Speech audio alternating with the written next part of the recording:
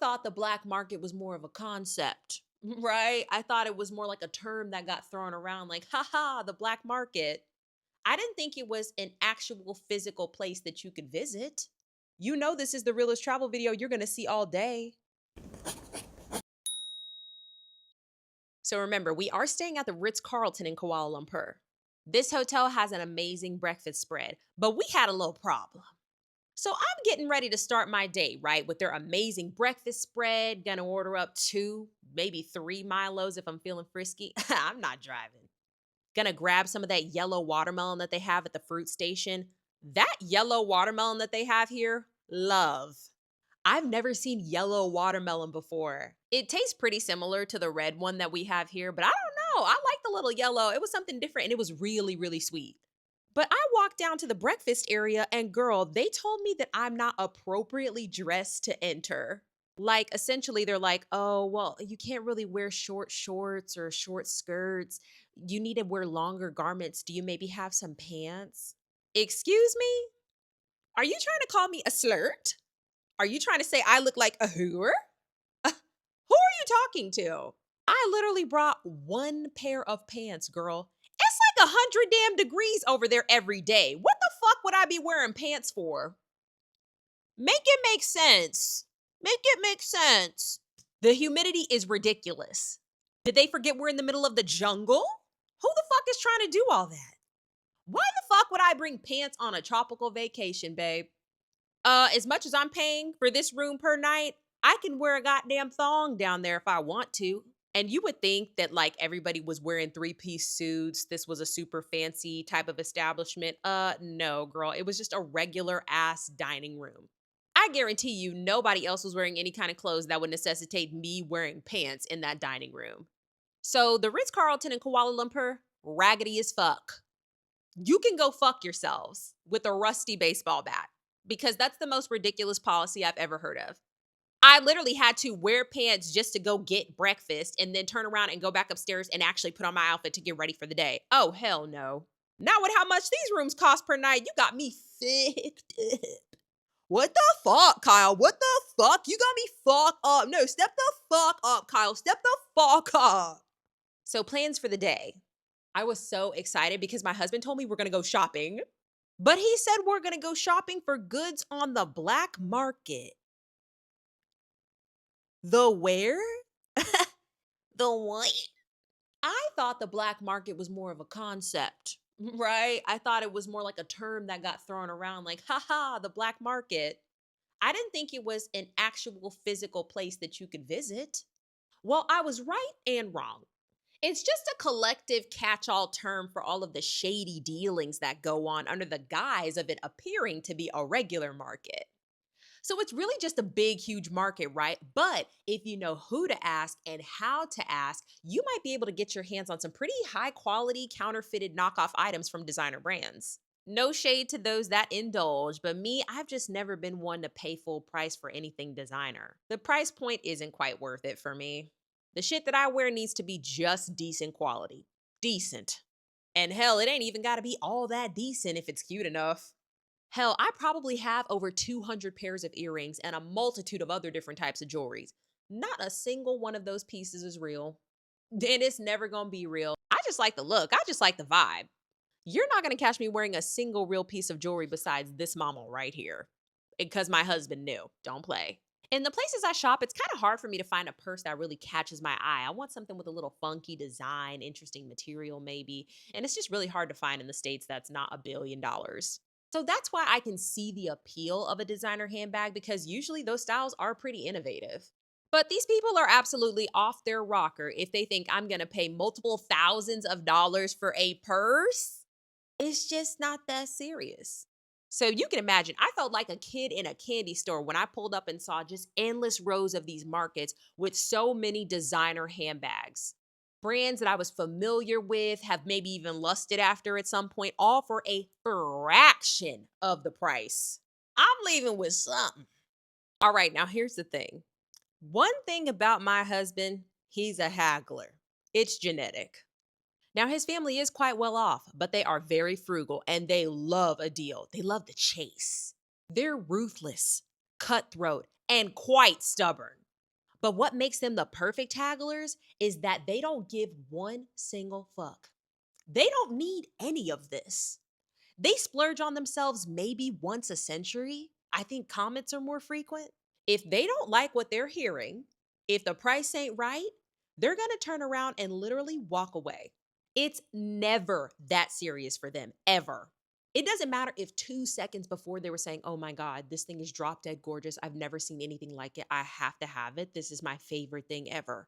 You ain't got but too many times, right, to try to haggle back and forth. If they don't like what they're hearing, they're gonna turn around and walk away, and it's done.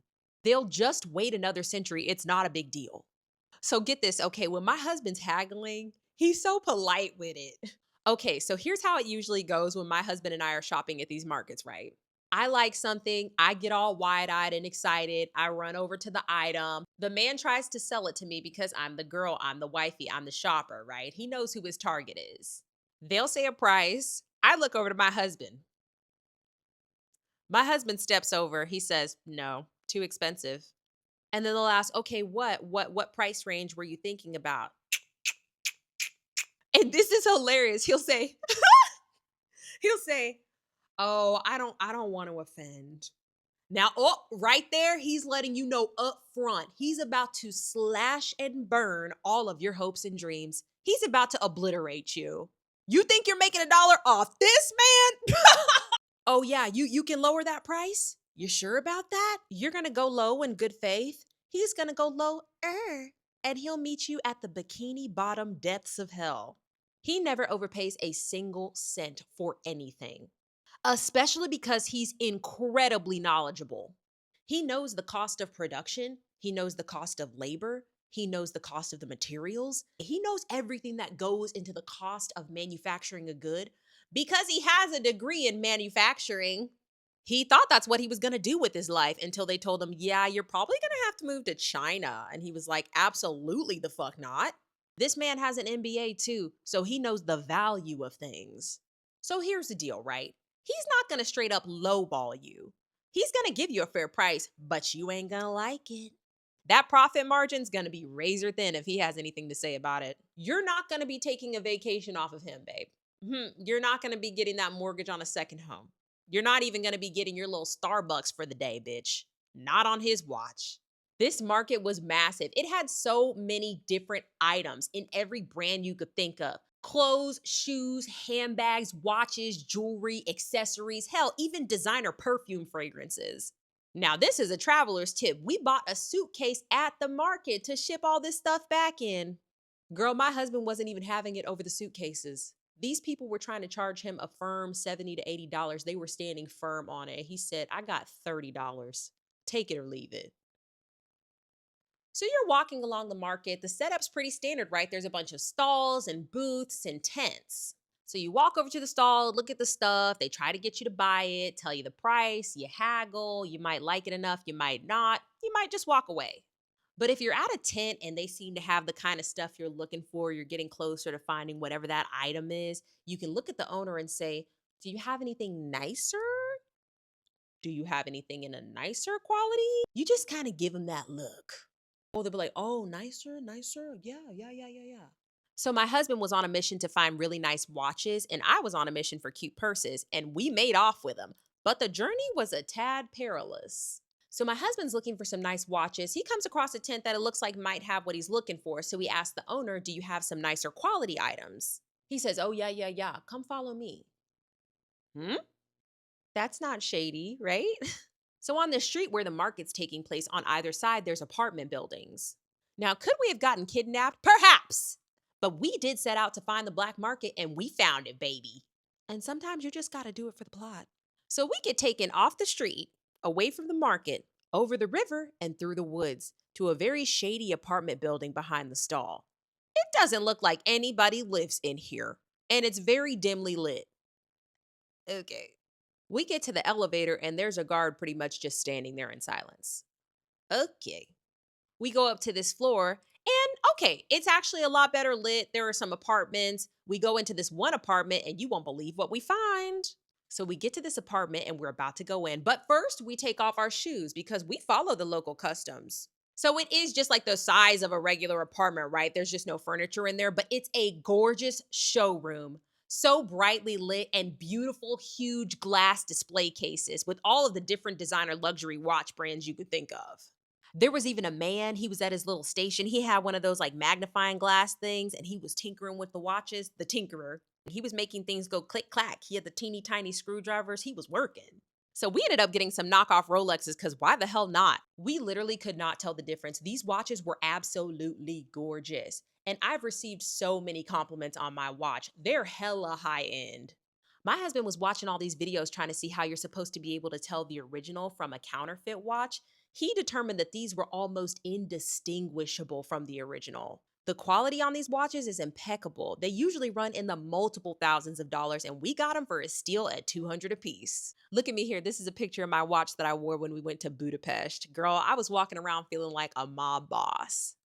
It was so nice. They measured your wrist and then they added or subtracted links to make sure that it perfectly fit. They showed you how to adjust it. And it even came in these lovely green boxes with the Rolex logo on them. This packaging was premium.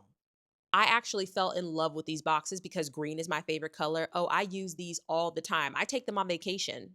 I just use them as cute little travel containers. So we successfully navigated our first foray into the black market. And we didn't get our organs harvested. Luxury travel's fun, but we like it to be a little sketchy. It's really not a Robinson trip unless we're put into some pretty precarious positions or under some sketchy circumstances.